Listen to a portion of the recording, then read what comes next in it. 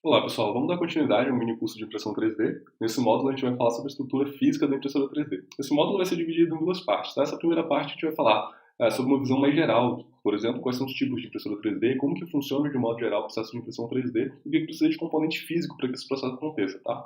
Na próxima parte desse módulo, a gente vai falar de coisas mais específicas sobre a impressora 3D, principalmente do modelo de impressora 3D que a gente vai estar utilizando, que é a impressora 3D por extrusão. Tá? Então, por exemplo, coisas como tipo de filamento, temperatura que a impressora alcança, tipos de calibragem que precisam ser feitos na impressora 3D, são itens desse módulo de estrutura física que a gente vai ver na segunda parte do módulo. Uma coisa básica que a gente precisa entender sobre o processo de impressão 3D é que o processo de construção do objeto físico no mundo real é feito através de sobreposição de camadas. Então, como a gente viu no primeiro vídeo, né, o processo de impressão 3D, de modo geral, ele é composto por várias etapas. A primeira etapa é a construção do modelo virtual no computador. Então, a gente usa um software de modelagem 3D para criar ali o objeto que a gente quer imprimir, criar lá no computador. Depois a gente passa pelo software fatiador, que a função básica, assim, um jeito bem simplificado de pensar nele, ele é o software que converte o objeto 3D que a gente modelou em uma sequência de instruções que diz para a impressora 3D quais são os movimentos que ela tem que fazer para conseguir fabricar aquele objeto. Tá? O passo seguinte, então, é levar esses códigos para a impressora 3D começar a trabalhar. E aí o processo de impressão é o processo de criar uma sequência de camadas até que, com a junção, né, desse conjunto de camadas, a gente tenha o objeto completo ali que a gente modelou no computador, agora existindo, né, o objeto físico aqui no mundo real. Beleza? Então a gente tem aqui uma imagem que ilustra aí esse processo de impressão em camada. Nessa imagem, a gente teria aí o exemplo da finalização da construção de uma terceira camada. Né? Aqui a extrusora está colocando aí a última parte de material para concluir uma terceira camada de material. E aí a combinação de todas essas camadas aí é que compõe aí o objeto físico final. Muito bem, então entendendo esse princípio básico, né, que é a questão física da impressora, consiste em seguir as instruções fornecidas pelo computador e, através de um processo de construção de várias camadas, gerar o objeto que a gente quer imprimir. Né? Então, como que isso pode ser feito? Existem algumas técnicas diferentes, né? São os tipos diferentes de impressão 3D. Aqui a gente vai ver três tipos. Né? O primeiro tipo, a síntese a laser. O outro tipo, estereolitografia. E a impressora 3D extrusora, ou por extrusão. Tá? O primeiro tipo, síntese a laser, a gente tem uma máquina que possui um recipiente relativamente grande com um material em pó. E aí um feixe de laser muito potente consegue sintetizar esse pó, ou seja, transforma o pó em uma estrutura ali única, rígida. Né? E esse processo consiste basicamente em esse feixe de laser movimenta em duas direções, no eixo X e Y, e enrijecendo ou sintetizando uma certa quantidade de material em lugares bem específicos. Então, tem uma camada de pó, o feixe de luz caminha sobre esse pó, enrijecendo ali pontos específicos. Terminou de enrijecer o que precisa para aquela camada, a mesa com pó desce, um braço mecânico traz uma nova camada de pó e o braço mecânico com feixe de laser volta a movimentar para enrijecer ou sintetizar a nova camada do objeto. Nesse processo, lembra, a gente está fazendo camada, depois outra camada, depois outra camada, no final do processo o objeto vai estar impresso ali, né? Essas camadas vão estar conectadas umas às outras e todas elas juntas compõem o objeto que está sendo impresso. Tá? Esse outro modelo aqui, a estereolitografia, é um modelo que reage a um determinado tipo de iluminação. Então é utilizado um feixe de luz para enrijecer partes específicas ali da resina. Então nota, você tem um pote de resina e aqui embaixo vai ter um braço mecânico que controla um feixe de luz que vai movimentar e enrijecendo ali parte dessa resina. A princípio, essa mesa aqui invertida vai estar encostada na resina, a resina que vai ser enrijecida ela vai ficar colada nessa mesa. Essa mesa sobe um pouco, mantendo a parte enrijecida encostada na resina líquida. Aí uma nova parte de resina vai ser enrijecida em contato com essa resina da camada anterior. A mesa sobe mais um pouco e a terceira camada é feita, a mesa sobe mais um pouco, a quarta camada é feita, assim por diante, até que tenha todas as camadas necessárias para criar o objeto. O legal desse modelo de impressora, diferente da anterior, é que durante o processo de impressão a gente consegue ver ali o objeto sendo construído. Tá? A mesma coisa na impressora 3D por extrusão, a gente também consegue acompanhar o surgimento do objeto, vamos dizer assim. Né? Então, essa impressora aqui, diferente das anteriores, né? Nas anteriores a gente tem uma certa quantidade de material ali disponível e esse material vai sendo parcialmente enrijecido a cada camada. Nessa aqui a gente tem o material separado em outro local diferente da mesa de impressão, a mesa de impressão está vazia e o material vai sendo puxado pela extrusora e depositado sobre a mesa de impressão. Isso faz a primeira camada. Aí essa cabeça extrusora sobe um pouco e ela desenha a próxima camada em cima da primeira. Ela sobe mais um pouco, desenha a próxima camada em cima da segunda e assim por diante. Então, na impressora por extrusão, existe um filamento, um rolo de filamento que vai sendo puxado pela extrusora e sendo depositado camada após camada até que o objeto fique pronto. Uma coisa em comum entre esses três diferentes modos de impressão é que a gente tem um braço mecânico que movimenta em 3 eixos, tá? Um movimento X, Y, né, para frente e para trás, lado para o outro, para fazer o movimento de construção de cada camada, e o eixo Z que sobe e desce para garantir que a gente consiga criar as camadas diferentes. Então o eixo XY constrói uma camada, o eixo Z movimenta para eu fazer a camada seguinte, o eixo XY cria essa nova camada, o eixo Z move, cria a próxima camada, o eixo Z move, cria a próxima camada. Então, apesar de a gente ter os exemplos, ou os tipos diferentes de impressora 3D, nota que elas têm uma certa similaridade básica. Entendendo isso, é possível a gente perceber que essas técnicas de impressão elas podem ser aplicadas em escalas diferentes e com materiais diferentes também. Tá? Um exemplo que eu trouxe aqui é essa impressora solar, criada pelo Marcus Kaiser. Ela é movida a luz solar, foi testada lá no Cairo, no Egito, em 2011. Ela basicamente funciona como, ela usa matéria-prima, ela é parecida com a de síntese a laser, tá? Então tem uma mesa que a matéria-prima é uma areia, e o feixe de luz usado para sintetizar essa areia, na verdade, é um ponto focal de uma lente de aumento bem grande, consegue um foco de luz suficiente para converter essa areia em vidro, num ponto bem específico. Essa mesa movimenta para frente, para trás, para um lado e para o outro, para garantir o desenho de uma camada. Concluiu aquela camada, a mesa desce um pouco, uma nova camada de areia é colocada e o movimento começa para desenhar essa nova camada. E o movimento se repete, né? Desce, coloca mais areia, desenha, assim por diante. Óbvio que esse modelo tem uma complexidade maior, ele depende da luz solar e da posição do Sol. Então essa lente tem que acompanhar também o movimento do Sol para garantir que o ponto focal continue no ponto específico em cima da mesa de impressão. Aqui a gente tem um exemplo do objeto impresso. É interessante perceber aqui como uma impressora que não tem uma resolução das melhores do mundo, aí, a gente consegue ver bem todas as camadas de impressão e entender um pouco aqui como que funciona o processo. Né? Então a primeira camada, basicamente, para esse exemplo aqui de impressão, que é um pote, foi um círculo pequeno. Aí a impressora desceu, foi colocado um pouco mais de areia, e aí foi feito um movimento circular para fazer um círculo um pouco maior, depois um círculo um pouco maior, depois um círculo um pouco maior, depois um círculo um pouco maior, assim por diante, até ser desenhado esse último círculo aqui. Né? Então, dessa forma, no final do processo, cada camada, um círculo um pouquinho maior, teve se construído aqui. Isso aqui é um pote, né?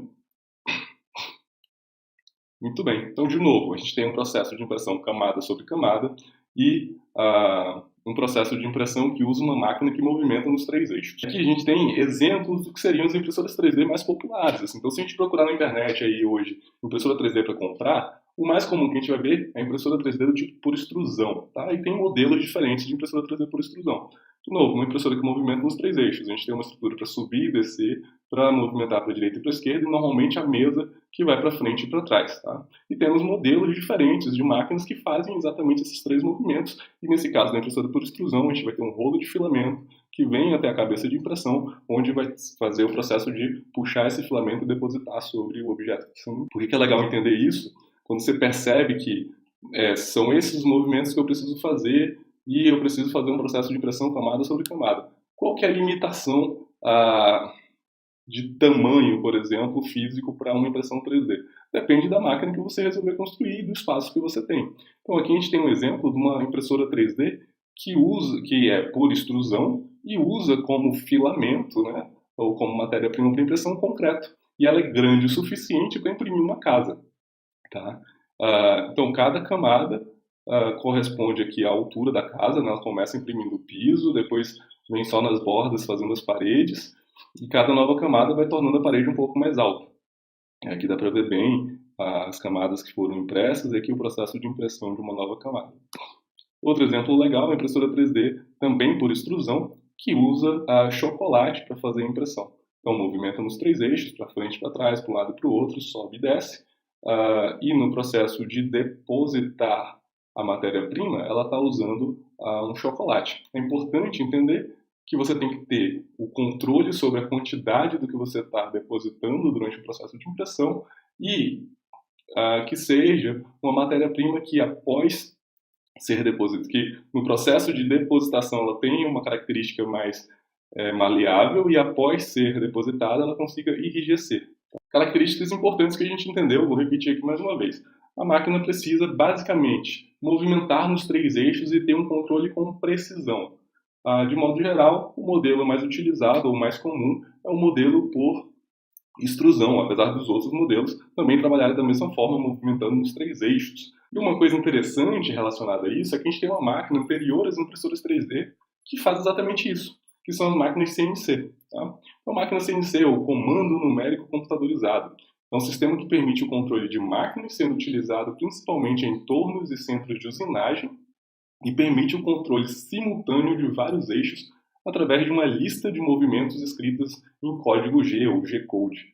Normalmente usado em tornos, fresadoras, máquinas de jato de água, furadeira ou entalhadeira, para se conseguir, por exemplo, em uma fresadora com CNC, conseguir fazer processos de produção repetida num processo de fresagem.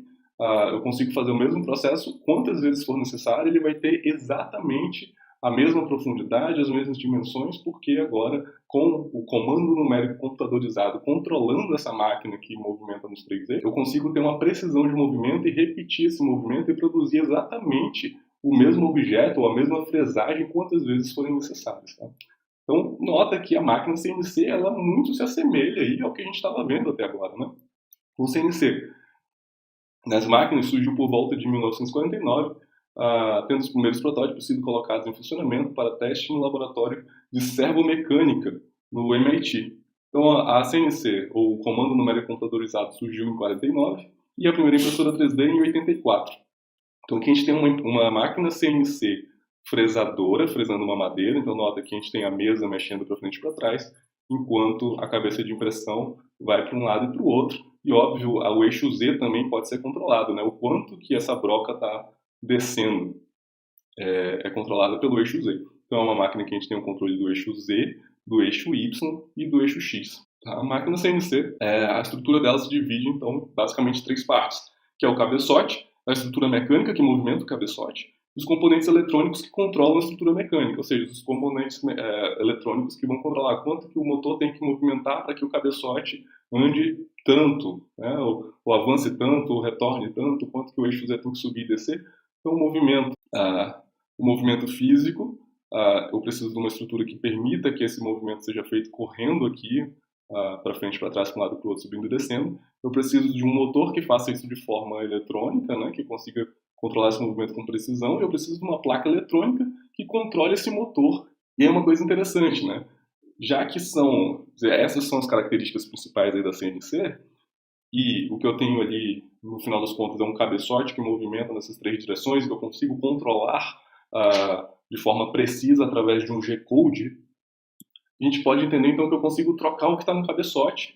Eu tenho a mesma máquina com um cabeçote diferente e eu tenho funções diferentes. Né? Então eu posso ter uma CNC laser, quando você coloca um feixe de luz no cabeçote, e aí você consegue fazer gravações em diversos tipos de materiais, ou até cortar a laser, dependendo do tipo de material que você está utilizando. Tá? Você pode ter uma plotter CNC, se você coloca aqui uma caneta no cabeçote da tua CNC, você consegue fazer desenhos com caneta em cima de um papel ou em cima de qualquer superfície que você considere necessária, utilizando aí a máquina CNC com precisão. Tá? Ou se você coloca aqui uma fresadora no cabeçote, você vai ter aí uma CNC Router. Então são equipamentos com fins diferentes, né? A Router CNC, a Plotter CNC e a CNC Laser, mas que o princípio delas é o mesmo, tá? É a mesma máquina, basicamente com um cabeçote diferente, ela tem funções diferentes e nomes diferentes. Então essa é a primeira parte, né? O cabeçote da CNC. Outra parte para a gente entender é essa CNC, ela precisa ter essa estrutura que permite que o cabeçote se movimente e principalmente um motor que controle esse movimento.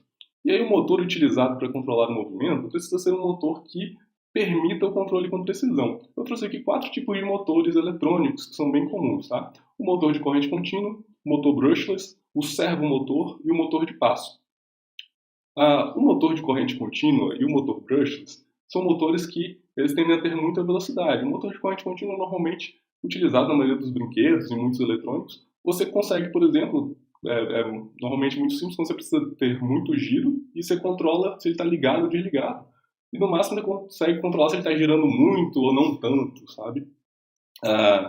O motor brushless, ele é um motor que ele tem uma estrutura um pouco diferente do motor de corrente contínua, mas a função é parecida, basicamente girar. Só que por ter uma estrutura diferente, ele é um motor que consegue alcançar rotações muito mais altas e tem uma vida útil também muito maior. Normalmente o motor brushless é utilizado, por exemplo, em drones ou aeromodelo para controlar a hélice ali, né? Então é um motor que garante ali uma rotação muito alta. E a gente tem esses outros 2 tipos de motores, que é o servomotor e o motor de passo.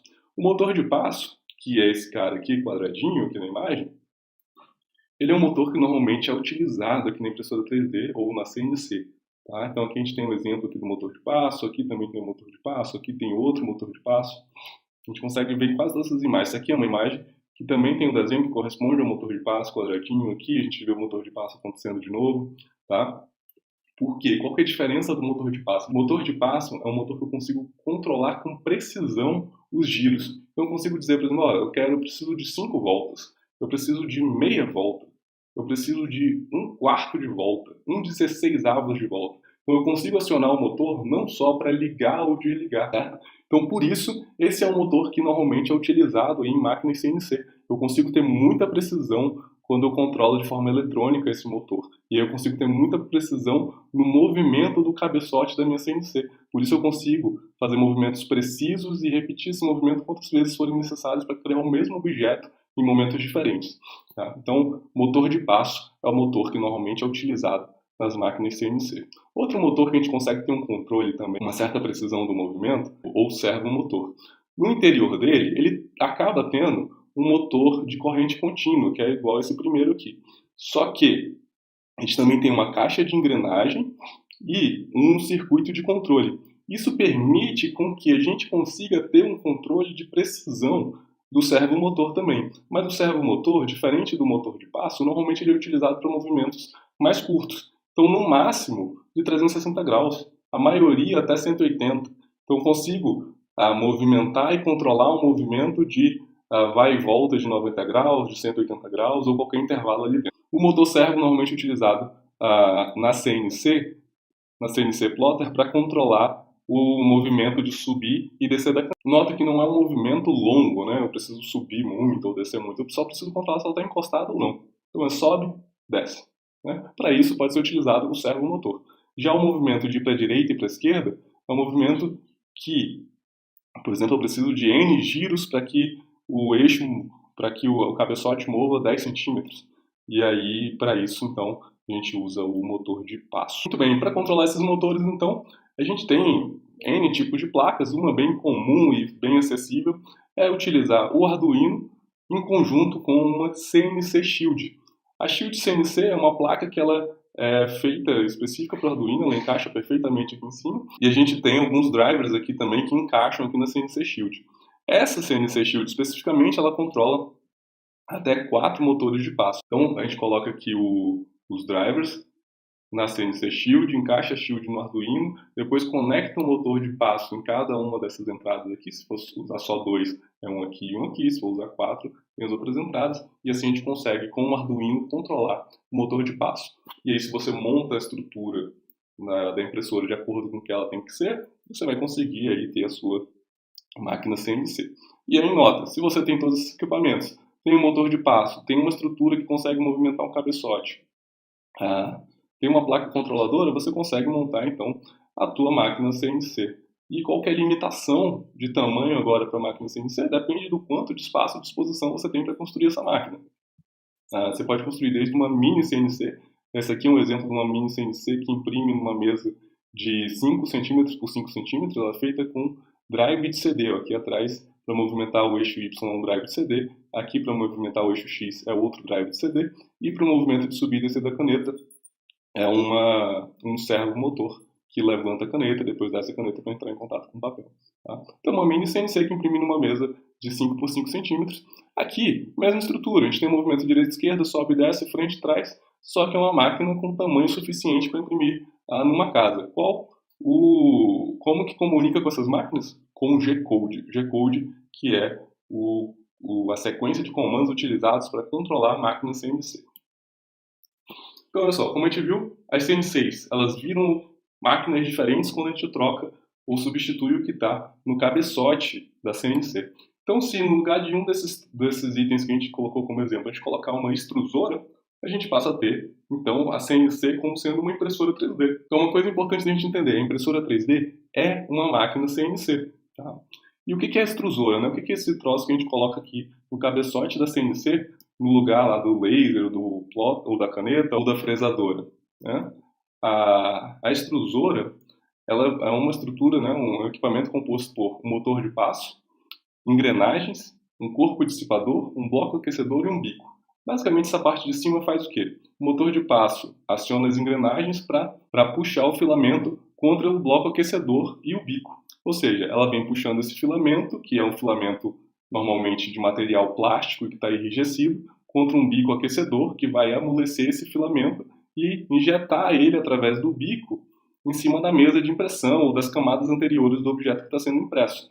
A partir do momento que o filamento sai do bico de impressão, ou seja, sai do bloco aquecido, ele vai começar a resfriar e volta a ficar enrijecido. Dessa forma se dá o processo de construção de cada camada e, por fim, o processo de impressão 3D com uma impressora extrusora. A extrusora também tem um motor de passo que controla o quanto de filamento está sendo puxado durante o processo de impressão. Então, nota que tem muita coisa mecânica aqui que precisa ser controlada para que isso tudo aconteça do jeito que tem que acontecer, né? E para isso, como eu já falei antes, a gente tem o G-Code, né? G-Code, que é o código com os conjuntos de instruções necessários para a impressora 3D movimentar. Então, você manda o G-Code lá para o Arduino com a Shield CNC, onde tem os motores de passo conectados, e ele vai acionar com cada linha dessa, tem as instruções para dizer, ó, motor do eixo X, movimento tanto, motor do eixo Y, movimento tanto. Dessa forma, a gente tem os diversos movimentos da máquina CNC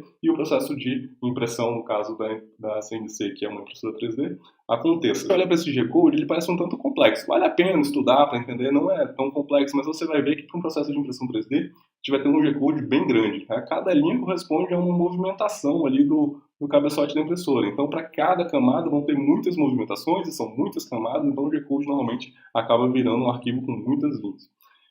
Mas o quanto que é preciso a gente aprender de G-Code para o primeiro momento ali de começar a impressão 3D, né? Na verdade, a gente não precisa tanto porque a gente tem um software fatiador. É legal aprender, ter uma noção básica para a gente conseguir fazer algum ajuste quando for necessário.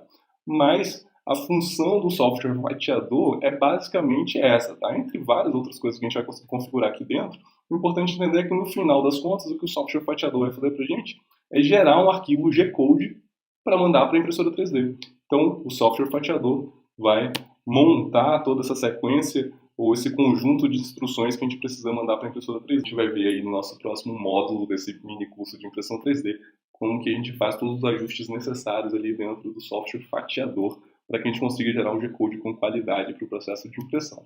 Pessoal, então, para esse encontro de hoje, a gente viu um pouco sobre impressão 3D, como que funciona esse processo, né? Que as impressoras 3D, independente do tipo de impressora, ela trabalha, né? Ela constrói o objeto imprimindo camada sobre camada, até que você tenha um objeto construído. E esse formato de criar camadas, ele pode ser feito com técnicas diferentes, né? A gente tem o processo de extrusão, o processo com resina, que endurece através de um feixe de luz, e o processo usa como matéria-prima um pó, que também é enrijecido. Tá? A gente viu exemplos de impressora 3D diferentes, né? Uma que imprime com concreto, uma que imprime com chocolate e uma que imprime com areia. É legal fazer uma pesquisa sobre isso. Vocês vão ver que ainda existem outros tipos de impressora 3D com outros tipos de materiais. Tá? Mas é legal a gente começar a perceber isso, porque você começa a entender esse princípio básico, você entende que o teu projeto pode ser, por exemplo, construir uma impressora 3D que imprime com outro tipo de material. Bom, daí a gente viu o que é uma máquina CNC e que no princípio, né, antes de ser uma impressora 3D, a máquina, na verdade, é uma máquina CNC. E que a máquina CNC ela pode ter várias funções diferentes. Pode usar uma caneta, uma fresadora, um laser, ou usar uma extrusora e ser uma impressora 3D. A gente viu que para comunicar com uma máquina CNC é utilizada uma linguagem que chama G-Code, que é onde tem todos os parâmetros que são necessários para a movimentação da máquina CNC, e que quando a máquina CNC é uma impressora 3D, ela usa uma extrusora que puxa um filamento, normalmente de material plástico, amolece aquele filamento e deposita sobre a mesa de impressão. Pessoal, para o nosso encontro de hoje é isso, espero que vocês tenham aproveitado. No próximo vídeo, ainda do módulo de estrutura física, a gente vai ver questões mais específicas sobre a impressora 3D por extrusão, ok? Um abraço e até mais.